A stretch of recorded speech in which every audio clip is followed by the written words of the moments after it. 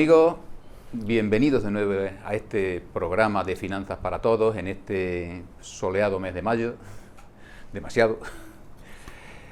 Hoy en este programa tenemos novedades con nuestros amigos, como siempre, Miguel Campoy, Javier Pinel. Javier, Hola. Cuéntanos las novedades. Hola.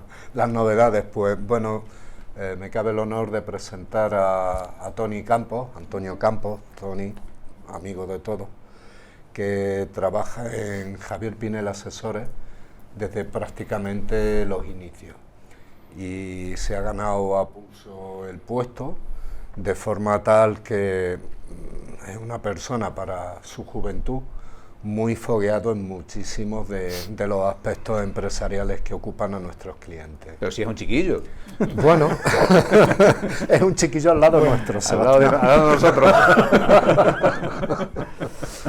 Y bueno, pues ya llevábamos un tiempo viendo la posibilidad de que Tony pues se diese a conocer, igual que el resto de compañeros, de momento es Tony, se diese a conocer y tomase conciencia de lo que es la proyección de este programa, con el compromiso social que conlleva.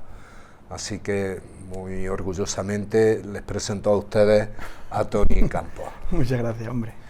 Savia nueva para el Pero programa. claro que hombre. siempre va a estar Haremos apuntalado por Javier, va a estar Sí, en siempre, la sombra. Va a estar siempre, en la siempre. Sí, Javi no nos abandona. No hay abandono, Va a es estar siempre en la solamente sombra. una nueva Nueva colaboración, de la que me siento orgulloso. Bueno, pues vamos a ver cómo iniciamos esta nueva etapa. Por lo pronto, como siempre, vamos a empezar con un tema que pensamos que puede ser del interés de la mayoría.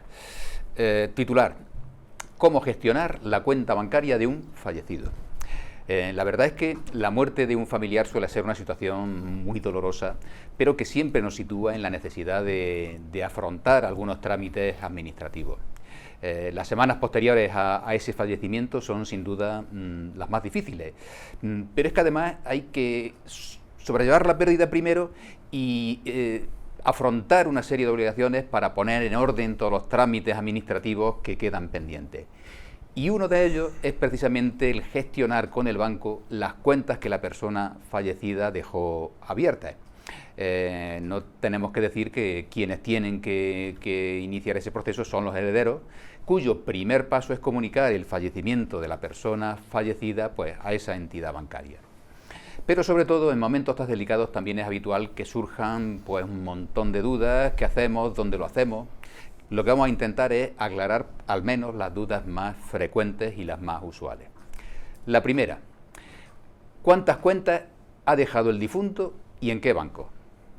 Al ser una persona cercana, lo normal, lo más probable, es que se conozcan las cuentas que tenía abiertas el fallecido, pero no siempre es así. ¿Qué hay que hacer entonces? Acudir a la agencia tributaria, ya que la agencia tributaria, todas las entidades bancarias tienen la obligación de comunicar los rendimientos del capital mobiliario de sus clientes.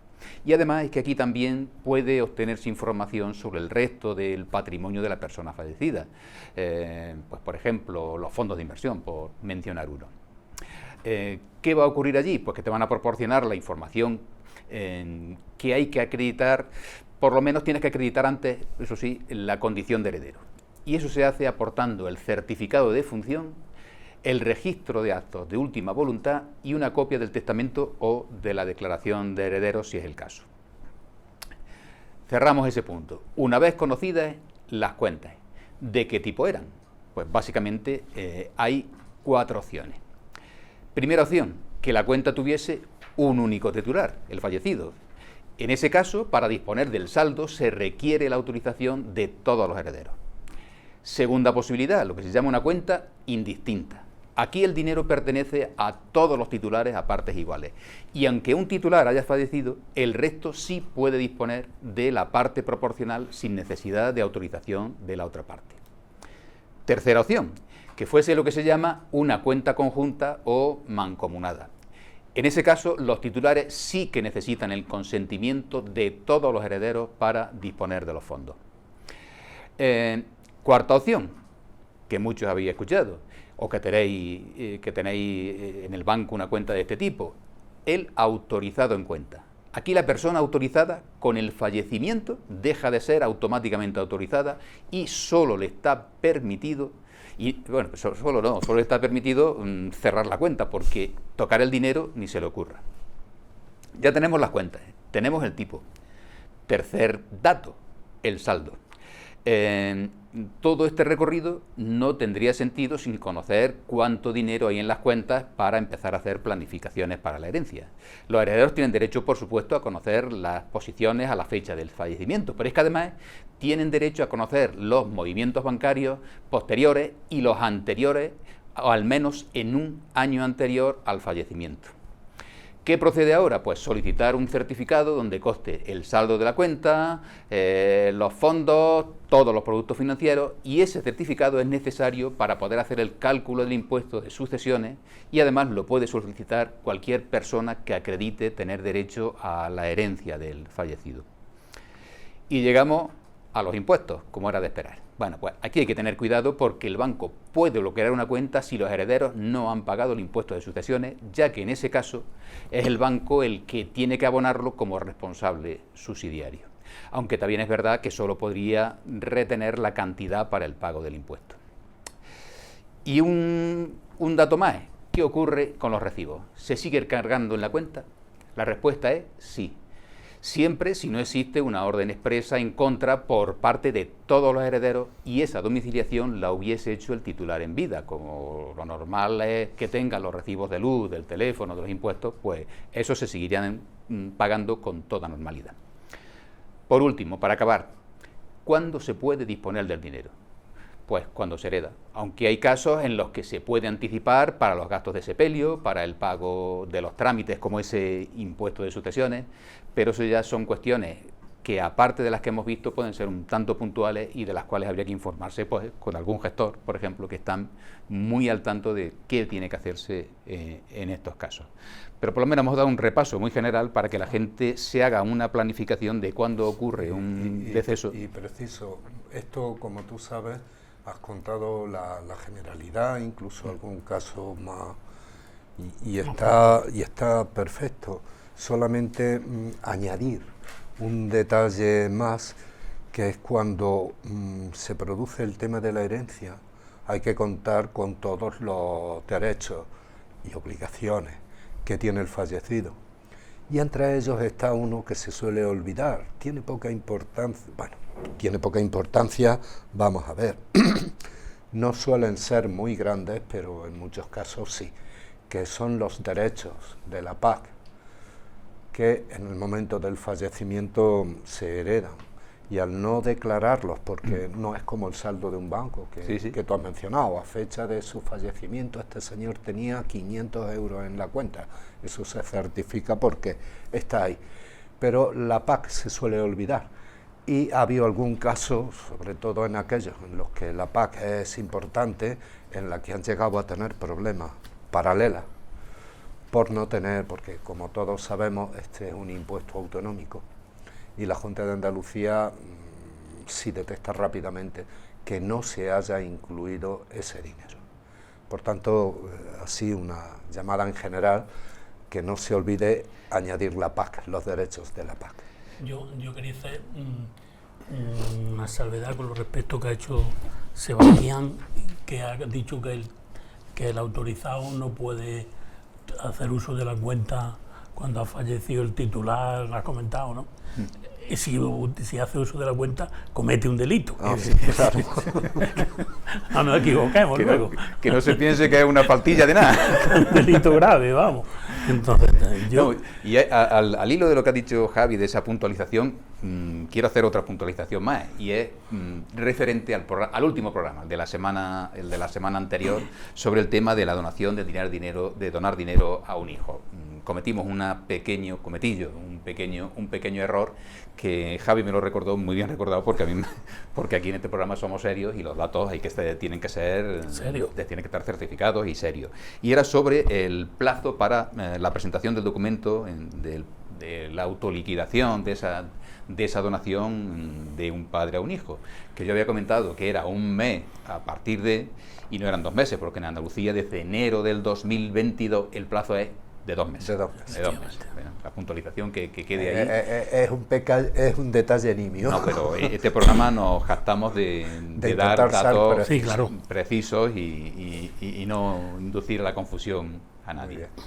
Bueno, Miguel, Yo voy a empieza tú hacer con un un cambio de... voy a hacer un cambio de estrategia y voy a seguir un poco el trabajo que tenía preparado hoy Sebastián. Entonces yo voy a hacer una égloga a la testamentaría, al testamento, ¿no?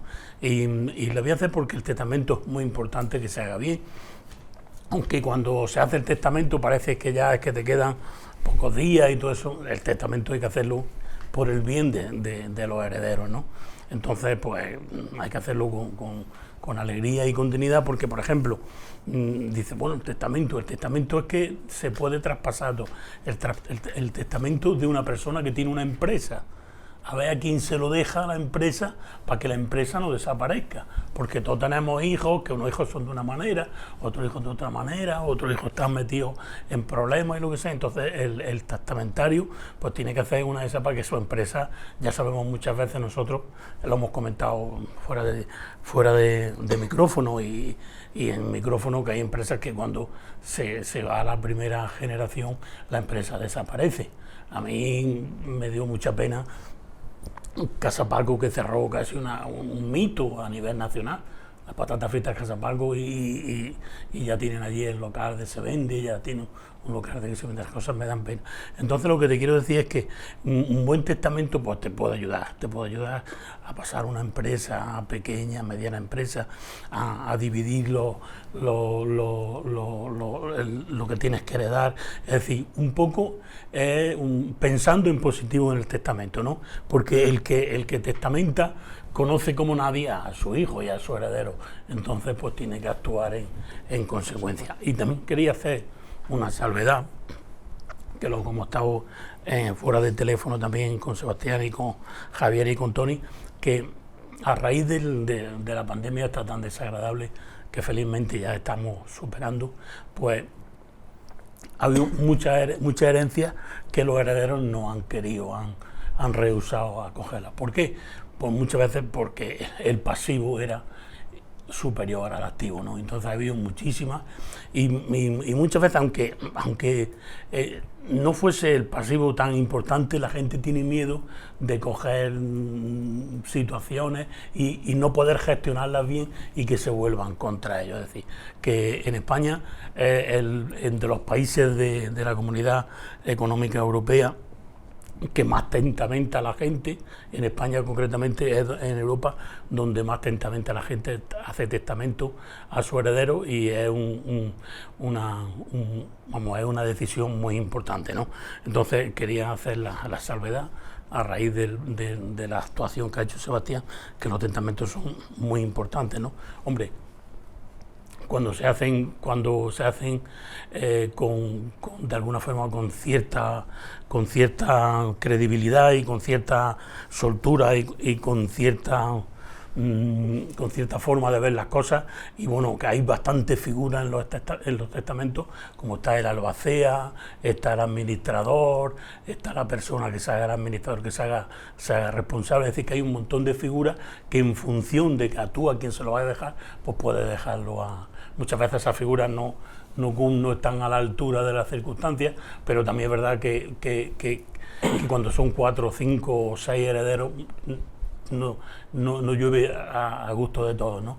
Pero de alguna forma el testamento es lo que se presente, la ley de sucesoria lo que pretende felizmente es que la herencia se distribuya lo más justa posible y lo mejor posible, y para que eso que el padre ha ganado o el testamentario ha ganado con tanto cariño y con tanto trabajo, que pasa a los herederos y hacer posible que siga en buena albor. Esas figuras suelen ser interesantes porque yo creo que hay que reconocer que las herencias son la mayor fuerte pelea entre la familia, pero con diferencia respecto de cualquier otra. Había por ahí un dicho que decía que a la familia se la conocía realmente en las herencias como persona.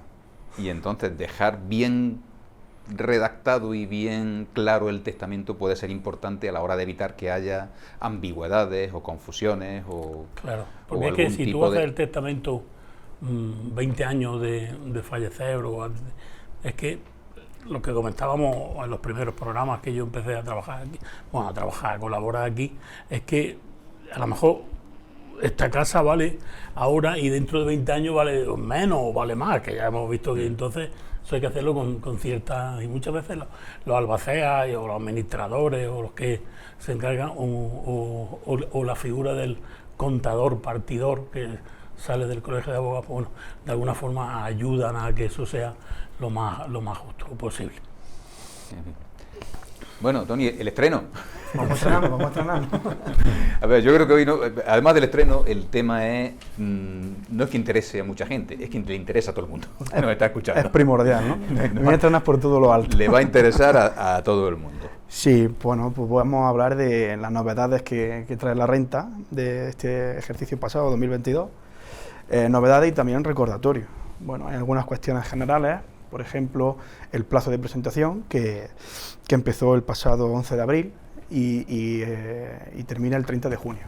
Hay que tener en cuenta que si queremos domiciliar a través del banco la renta, este plazo acabará el 27 de junio, ¿vale? Otro aspecto... El último día, el 27 de junio, para domiciliar. Yo quiero que me devuelvan o pagarlo. No. A ver, explícame eso. Si sale a devolver, sí, que ojalá salga a devolver, hasta el 30 de junio podemos presentarla. Pero si queremos domiciliarlo, y si queremos domiciliar, es porque hay que pagar hasta el 27 de junio, es la fecha clave. Correcto. ¿Vale? Gracias, Tony. Otro aspecto importante es que Hacienda da la posibilidad de fraccionar en caso de pago. La primera opción son dos fraccionamientos, uno el mismo día 30 de junio y el segundo el 7 de noviembre. El 30 de junio se abonará o cargará en cuenta el 60% de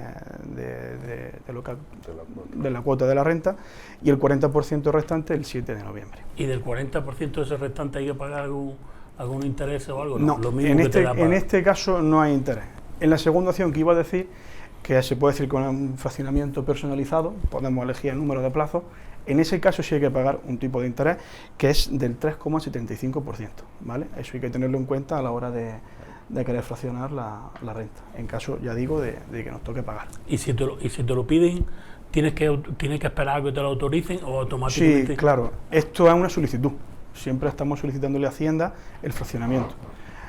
Nosotros podemos poner a lo mejor 10 plazos, 11 plazos y Hacienda decidirá si... Sí, o te lo reduce o si no. Sí o si no. Efectivamente. Vale. Y ahora, hablando concretamente de las novedades para los agricultores, de los que están en estimación objetiva, o como comúnmente solemos llamarlo, módulos, hay algunas deducciones o reducciones que son muy interesantes y merecen mucho la pena tener en cuenta. Esta Hacienda, estas reducciones no las hace porque sí, sino porque hay una serie de circunstancias que se han dado en España y aquí en Jaén que lo hacen posible. Por ejemplo, la sequía y las altas temperaturas que venimos arrastrando desde la campaña pasada y que ya también estamos padeciendo en esta campaña. También la escasez de producción que hemos tenido en esta última campaña de recolección y por desgracia el conflicto que vive Ucrania y Rusia que ha provocado el aumento de las materias primas, del coste de las materias primas y que repercute en muchos productos que el agricultor tiene que comprar, tiene que soportar. Entonces, la primera reducción importante en el índice de rendimiento neto. En la anterior campaña de 2021 estábamos hablando de un índice del 26% y ahora en esta campaña de 2022 el índice es del 9%. Es una reducción considerable y bastante importante. Que respecto de los ingresos brutos que tenga en la cooperativa, por decirlo así, en lugar del 26 tengo que indicar el 9%. Efectivamente. Será el 9%. Una cifra significativamente... Muy importante. Muy importante. Sí. Yo lo comentábamos antes de empezar, yo no recordaba que hubiese habido en los últimos años una rebaja de ese calibre. Sí. ¿Y esa reducción que viene a última hora o lo sabemos de antes? No, esta reducción fue desde el 25 de abril. Se publicó. El decreto del 25 de abril. Bueno, y una pregunta al hilo de esto. Hay ya agricultores que tienen hecha su declaración con el porcentaje del 26%. ¿Qué hace ese agricultor para ponerse al día? Le conviene modificar su renta. Modificar la renta. Y además hay que, un dato que hay que introducir manualmente, porque en el programa ahora mismo de Hacienda no figura automáticamente ese 9%, sino que hay que introducirlo mecánicamente o Sí, manualmente. lo que comúnmente se conoce como una complementaria o sustitutiva, autoparalela, no tiene ningún tipo de sanción haciéndolo porque está dentro del plazo. Y allí en la asesoría, pues con poca gente, en fin, de los que tienen, yo es que tengo mucha prisa, es que tengo que presentar la no sé qué, de la beca, del colegio, que lo tengo que presentar ya, hazme la renta. Mira que puede pasar lo que algunos años ha pasado, que después de a media partida nos han cambiado un poco las reglas. Y bueno, pues a Dios gracias, todos los que hemos presentado allí con el 0,26, al presentarlo con el 0,09, no se ha alterado su resultado, porque eran rentas cortas y no le afecta en cuanto al pago o devolución, no le ha afectado. Pero sí le ha afectado en cuanto a que mañana necesitan la renta, y en lugar de tener un rendimiento neto, qué sé yo, de 10.000, pues obtienen un rendimiento neto de 5.000 o de 4.000. Claro, eso ayuda a la hora de becas y otro tipo de historias, el tener un rendimiento. Por eso las hemos hecho en cuanto que salió, el mismo día 25 ya hicimos la primera, y para el día 26 estaban hechos el resto. Sin sanción, sin nada. Por eso que quien nos esté escuchando y la tenga ya presentada, que vuelva otra vez a su gestoría, porque de una forma o de otra le interesa. Sí. Y un o más dinero comentario, o menos problemas. en esta no estabas tú presente, Tony, un comentario que es más común de lo que parece. Es cierto que la inmensa mayoría de las personas que tienen campo están en el módulo, es cierto, pero también hay más de las que parece que están en directa. Ingresos menos gastos, y ven la noticia de qué bien, me puede deducir el 30 y tantos por ciento, 35% del gasoil o el fertilizante, o han rebajado al 0,09, qué bien, ahora la renta me va a salir mejor. Mire usted, señor, no, porque la reducción es para el módulo, no para la directa. Hombre, no está bien, vale, no está bien, es una consideración. Tiene sus pros y sus contras, que eso se haya hecho así, en cuanto a agravio comparativo se refiere, pero el sistema tributario español es así. Las que están en directa, esto no les toca. Al hilo de estas reducciones que estamos comentando, hay algunas más que también son muy importantes y muy beneficiosas para los agricultores.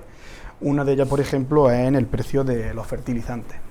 Y recalco fertilizantes porque no son ni herbicidas, ni insecticidas, ni cobre o fungicidas, solo fertilizantes o abonos. Hay una reducción del 15% en el precio de los fertilizantes, que también es nueva. Abono. Abono y fertilizante. Simplemente en ese tipo de productos se puede aplicar esa reducción, y para poder aplicarla es muy importante tener la factura. Sobre la factura que tú tienes, de que la has comprado, Hacienda te hace el 15%. Hacemos la reducción. ¿De la base imponible? No, del total, sí, el 15%. Igual que está con los fertilizantes, existe otra reducción que también se puede aplicar en esta campaña para el gasóleo agrícola, el famoso gasóleo rojo que utilizan los agricultores. En este caso no es del 15%, sino que es del 35%, esa reducción. Un piquito. Y para esa justificación también necesitamos la factura. La factura. Tanto para los fertilizantes como para el gasoil rojo o el gasóleo agrícola, necesitamos tener la factura, los justificantes de haber comprado ese producto. Muy interesante, ¿no? Sí, son beneficios muy interesantes. Y no solo eso, cuando ya hayamos aplicado todas estas reducciones y llegamos a nuestro rendimiento neto, podremos aplicar otra reducción del 25%. Es decir, que debido a las circunstancias que estamos viviendo ahora mismo aquí en Jaén y en España, Hacienda por lo menos fiscalmente no va, en esta ocasión. Sí, no va a agobiar tanto. En esta ocasión ha sido sensible. El legislador ha sido condescendiente. Sí. Y respetuoso. Y además con proyección. Perdóname, Tony, que amplíe por decir algo. Claro. Siempre mejora. Que esas deducciones de las que está hablando Tony también son aplicables para la campaña del 2023. Es decir, que cuando presentemos la del 24, no hablo del 0,09. No del porcentaje, sino de los fertilizantes, Exacto. del gasoil y de la reducción del 25%. Que algunos teníamos dudas de si se aplicaría sobre la renta del 22 y finalmente sí se aplicó. Bueno, pues yo creo que de interés hoy no hemos sido rácanos con el interés de la información que damos hoy. Pues ya saben ustedes, si quieren seguir informándose con cuestiones que les van a ser rentables, la semana que viene nos vemos. Hoy vamos a felicitar a Tony. Hoy vamos a felicitar a Tony, efectivamente. Gracias. Este estreno, que ha sido enhorabuena, hombre. Muchas gracias. Lo más instructivo. Bueno, esperemos que siga igual de bien. Hasta entonces. Hasta entonces. Adiós.